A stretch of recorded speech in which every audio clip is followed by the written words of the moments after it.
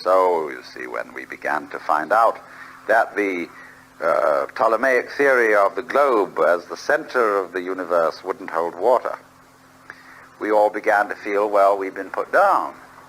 The sun's the center. And then we found out that the sun was a rather unimportant star on the edge of the galaxy. That was another humiliation. And then we discovered that our galaxy wasn't the universe.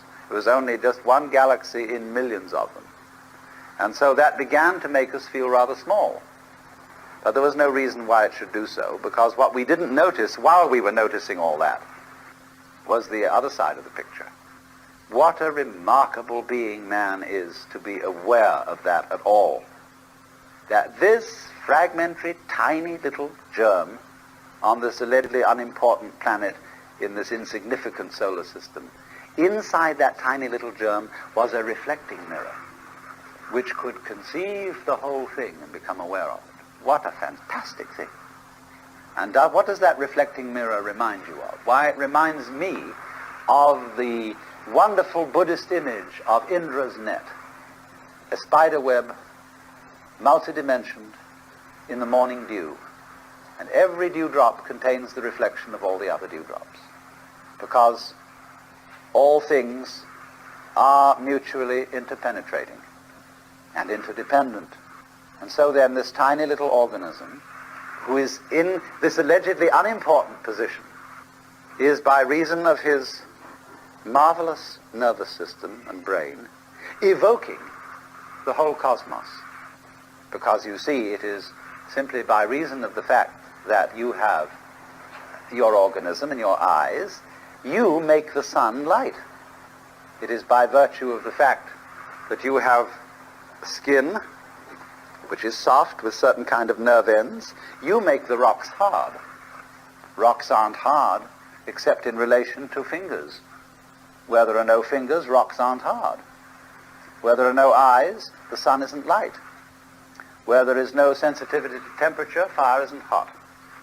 It is always a relationship. Light, heat, weight, hardness, softness, these are all terms of relationship. Just like near, far, long, short. And things are only long. You can say that the sun is a long way from the earth because we compare that length with the short distance between our chairs in this room. It's how we know long in relation to short. So if there is no world in which these dimensions here are considered short, the sun is neither a long way nor a short way from the earth. You see? It is then in relation to this insignificant little creature that all this cosmos comes into being. You evoke it. And in turn, that's not the only side of the picture. That would be one-sided to say that that's the only thing. In turn, it does you, and you evoke it. It's mutual. You are something the whole universe is doing, and it is something you are doing. By you, I mean your organism. And it goes together, and neither one is boss. So then, while on the one hand we come to have an image of man as coextensive with the universe, this goes along with the realization that another image of the universe is yourself. That is to say, the mysterious center you call I, which you never get to look at. Now, obviously, it is a mistake, or rather a very partial point of view, to equate I myself with my conscious attention.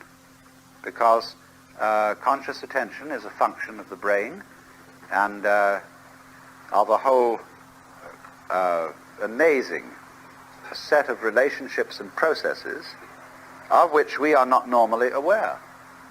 But nevertheless, that domain of which we are not aware is most deeply and truly ourself. If you say, I am only the sum total of my conscious experiences or my conscious functioning, and I feel put into a body as if I'd got caught in a maze of some kind, a maze of veins and bones and capillaries and nerve circuits. I got trapped in this thing. And it's a rather strange situation, because here I am caught in this trap. I can't do without it, and it's subject to all sorts of misfortunes and so on. And, well, this is crazy. It isn't a trap you're caught in, it's you. But this that is called the self, we've been taught, you see, to feel it as something rather incidental, as if, because my own body is beyond my conscious understanding, then we are taught to feel my body was given to me by someone or something else than me. I am here in a position of probation, you know, as if you joined a club, and they say, well, now we'll let you in, but we're going to see how you behave to find out whether you really belong. And so, as a result of the father or boss image of God, we all tend to feel on probationary status in this universe.